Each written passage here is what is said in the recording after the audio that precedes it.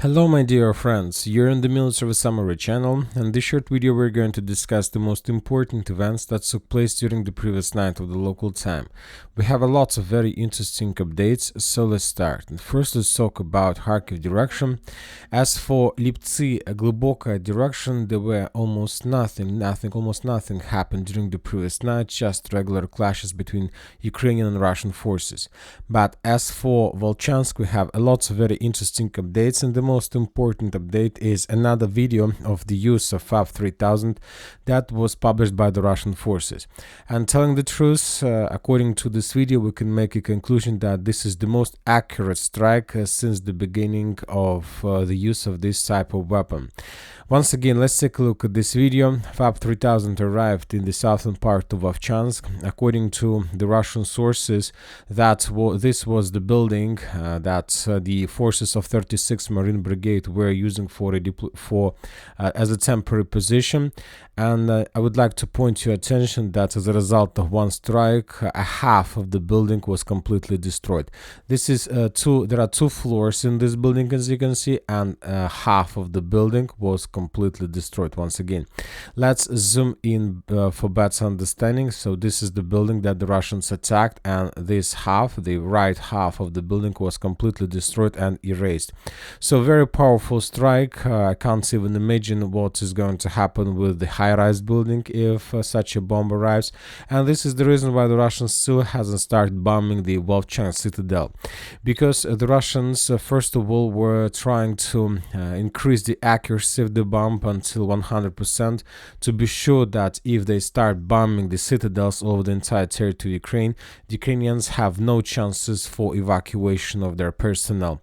Because if the Russians started bombing, let's say, the citadel a week ago when the accuracy of the bomb was at the lowest level, of course, in this case, the Ukrainians would begin the evacuation, or soldiers themselves in this area would start abandoning their positions. And of course, this is not something that the Russians need. They need to show the real results, and they need to increase the casualties among the Ukrainian soldiers as many as possible.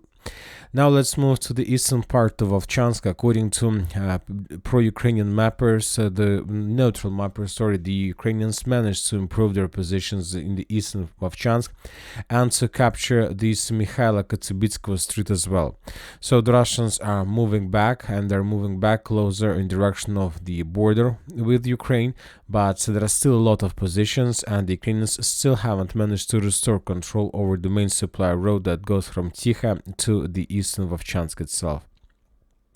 Now let's move further. We are moving to northern Kupyansk direction. As you can see, during the previous night, during the previous days and the previous week, the Russians were bombing the northern Kupyansk direction heavily. As you can see, significant number of explosions, artillery strikes, FPV drone strikes. The Russians are destroying everything square meter by square meter, square centimeter by square centimeter, preparing the territory before further attempt to attack. So currently the Russians are in, let's say, preparations, state, but most likely very soon they will complete and they will begin the ground operation as well. Now we're moving in the southern direction, in the southern Kupyansk area. If you remember, yesterday we discussed that the commanders of 12th Special Purpose Brigade Azov complained about difficult situation and about the Ukrainian General Sodol. They blamed him that he killed more Ukrainians than the Russians since the beginning of the special military operation. And after that statement of 12th Brigade, the Ukrainians Zelensky dismissed that general and appointed him on another position. Now let's move further. In Siversk direction, we have probably the most important update from Siversk direction since the beginning of the creation of this front line. The Russians, after very long preparation of Sporno itself, the village of Sporno, began offensive operation.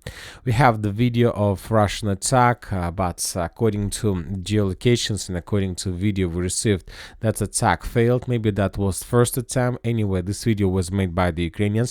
So I don't expect that the Ukrainians can show significant progress of the Russians. Of course, they would try to show the losses among the Russian armored vehicles.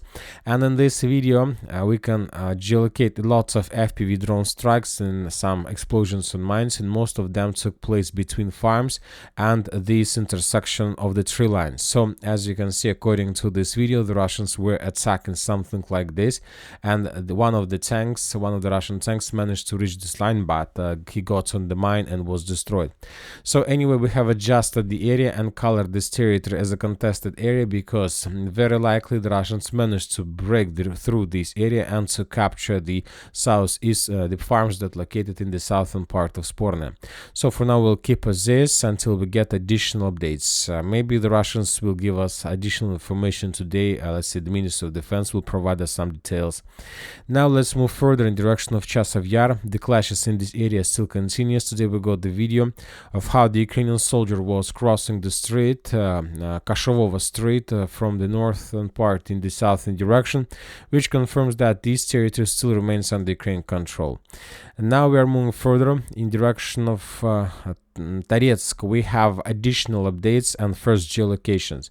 The Ukrainian sources published the video of how they were FPV droning the Russians inside of the pulp station, which confirms that the Russians, as a result of attacks during the previous days, first days of the battle in this direction, managed to establish complete control over the pump station. So based on this video, we have adjusted the map and colored this territory under complete Russian control. So now we have no doubts about the situation.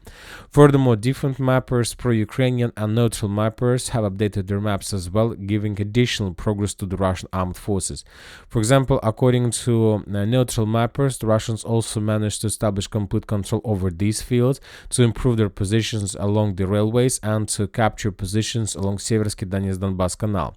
So this is very important progress, and now the Russians are ready to move further in the northern direction and to defeat the Ukrainians in the fields between the Lyvka, Bela Gora and Siversk Donetsk Canal. So most likely this is exactly what is going to happen during the next few days. Also, the Russians improved their positions inside of the village by the name of Pivnichny itself. According to different mappers, including neutral and pro-Ukrainian, the Russians managed to break through the Ukrainian defense belt to capture this forest, this one, and to capture the first street in the settlement. We're talking about Miru Street. So significant progress of the armed forces of Russian Federation, yet the Ukrainians haven't managed to stabilize the situation. Now we're moving further in direction of Avdiivka, western Avdiivka area. We have geolocation. We have video that was published by the Ukrainians. In this video, we can see the work of Ukrainian FPV drones, of how they were attacking the Russian forces who were located in this area. And in this this point of the video, we see the strike of FPV drone on Russian soldier who was moving through the fields. This event took place here, which confirms the Russian control over this territory. Furthermore, most of the mappers have adjusted their maps and added this territory under complete Russian control. Yet we haven't received any geolocations confirming the control of Russian armed forces over the central part of Sokol or the rest of the stronghold, but as I understand, the Russians have already established this kind of control. Now we are moving further in direction of Krasnogorovka. These days we are receiving almost every single day additional update about additional Russian progress inside of the Krasnogorovka. According to information we have, according to pro-Ukrainian mappers, the Russians during the previous night managed to establish complete control over this part of high-rise building area. Most likely this part was abandoned by the Ukrainians due to the risk of being encircled by the Russians in the very near future. So as I understand, during the next few days, the Russians will capture everything that located to the right of this red line. So everything here will be captured by the Russians. Basically, it will be abandoned by the Ukrainians, and let's say it will be taken by the Russians without any, let's say, resistance or even casualties. Maybe some mines, some traps, but nothing more. Now we are moving to Robotyne area. We have very important update. As you can see, we haven't changed the map, but during the previous days we started receiving significant number of updates from the settlement that located in the northern part of Robotyne. We are talking about Blagodatne. This area used to be under Russian control in the beginning of 2023, but after the Ukrainian greatest counter-offensive, the Ukrainians managed to restore control over the village, and now we see that focus have moved in this area clear once again. The Russians published significant number of videos of how they were hunting and destroying and attacking the Ukrainian vehicles who were moving from Urozhaine in the northern direction towards Blagodatne. Probably the Ukrainians have begun the evacuation process and redeployment process towards more reliable positions from Urozhaine in the northern direction, which confirms that most likely in a day or two or in a week the Russians will publish final confirmation of complete control over this territory. Now we're moving further in Kherson direction and the southern part of Ukraine. We have lots of very interesting updates, and the most important piece of news is coming from the Black Sea. Today the Russian sources made lots of noise in the internet and telegram and media. According to some Russian sources, during the previous night the Russians managed to bring down the Ukrainian Global Hawk who was conducting reconnaissance operation in the southwestern part of the Black Sea.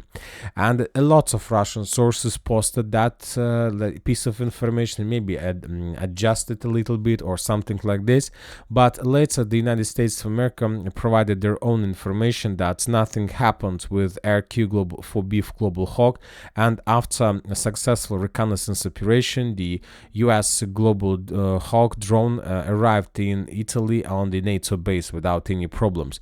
So for now we don't know exactly what happened there. Maybe the Russians managed to bring down, maybe not, so let's wait additional information. Anyway, this is very important piece of news. And one of the most important updates from Ukraine itself. According to information we have, during the previous 24 hours, the Ukrainians managed to mobilize more than 5,000 people a day. So the average speed, the average number the Ukrainians begin mobilizing each day is around 5,000 people. Significant number, and of course this is more than the Russians, than the losses of armed forces of Ukraine, according to the Ministry of Defense report.